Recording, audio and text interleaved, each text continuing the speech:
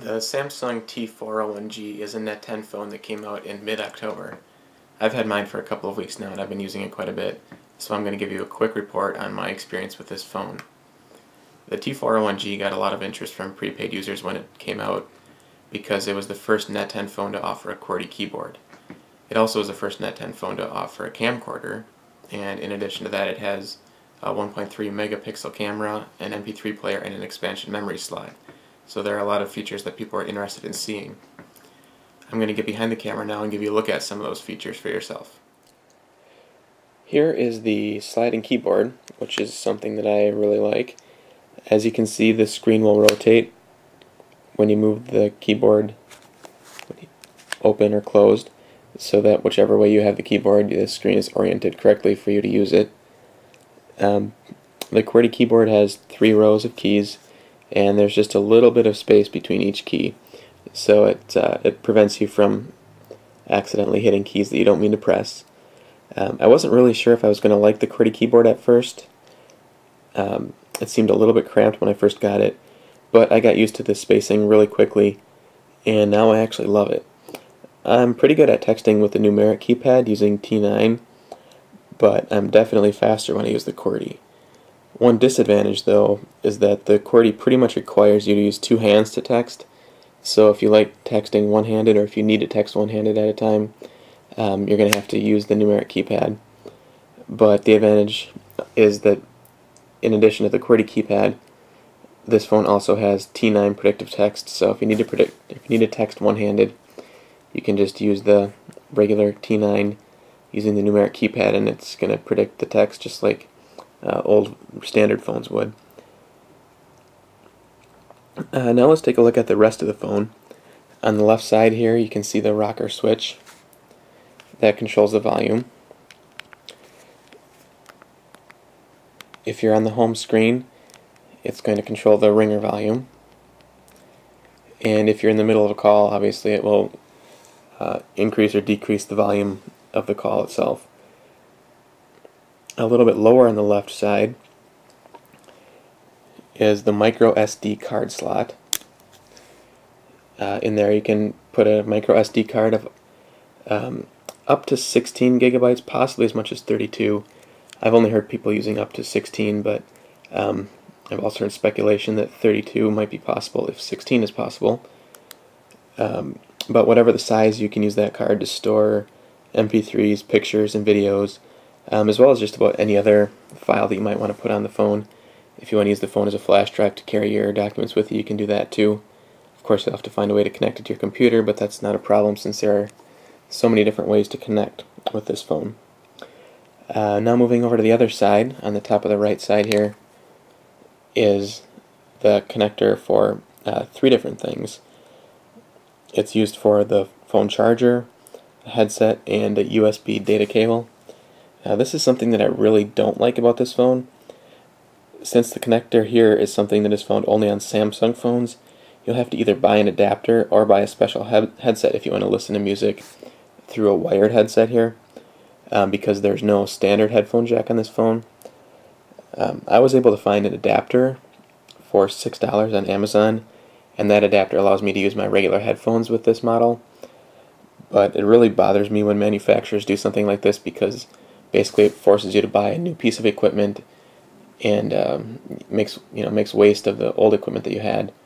So it's either going to cost you extra money or force you to throw out something that you already had, or it's just a waste in my opinion. So I'd really prefer to see a universal headset adapter there. But that's my biggest complaint about this phone, so I guess I don't have just too much to complain about. Moving on down the right side now, here you have the camera shortcut key. It doesn't do anything when the phone is locked. If you press it, you'll see that it's not going to take any inadvertent pictures, so you're not going to be taking pictures of the inside of your pocket or anything like that.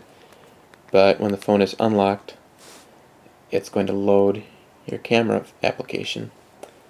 The camera is pretty similar to other recent good cameras, like the EM326G. You can adjust the resolution, the white balance, and on this model you can even set a timer.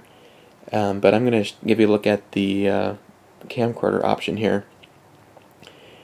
if we press menu, you can see now that one of the options is camcorder. I'm going to select that and then begin recording just so I can give you just a little example of how it records on here. There's not a lot of resolution. It's I think it's 177 by 148 or something like that.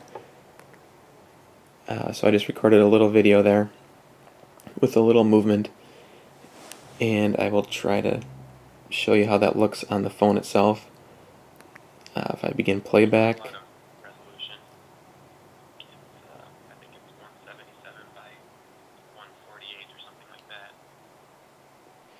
you can see that it's even on this small screen, it looks a little blocky or grainy. So if you're looking at this video, if you want to put it on a bigger screen like a computer or even a TV, it's not going to look very good. Everything is going to look really blurry and distorted. So it's not really going to be a good option if you want to take nice videos with this. But it is fun to have around. You can record a quick video and send it as an MMS, or just record a quick video to have if your phone is the only recording device you have with you. It'll at least give you an idea of what's going on there. One more thing I wanted to show you before I get back in front of the camera is the MP3 player. I actually found this MP3 player to be a little bit nicer than that of the Motorola EM326G, which was the first Net10 MP3 player phone. I thought that sound quality was a lot better, and the volume I thought was nice because it had a wider range of settings. I found on the EM326G sometimes a low volume setting was too low and then the next one up was too high, so I needed something in the middle that I couldn't get on the EM326G. On this model there are more options, a wider variety of settings, so it's easier to find the perfect volume. I'm just going to let this play a little bit here. It's playing obviously through the speaker now, which provides decent sound. It's not great. If you're going to listen to a lot of music, you're going to want to listen through headphones, either using the adapter that I mentioned, or one nice feature about this is that you can use stereo Bluetooth.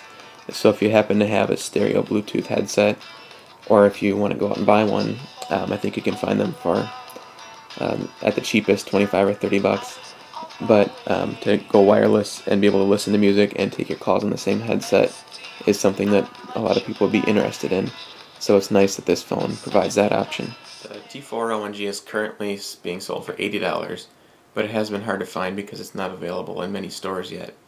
It's also not yet available on Net10's website, but when it is, you'll be able to get an $8 discount using the code that I recommended. So hopefully it'll be showing up there soon.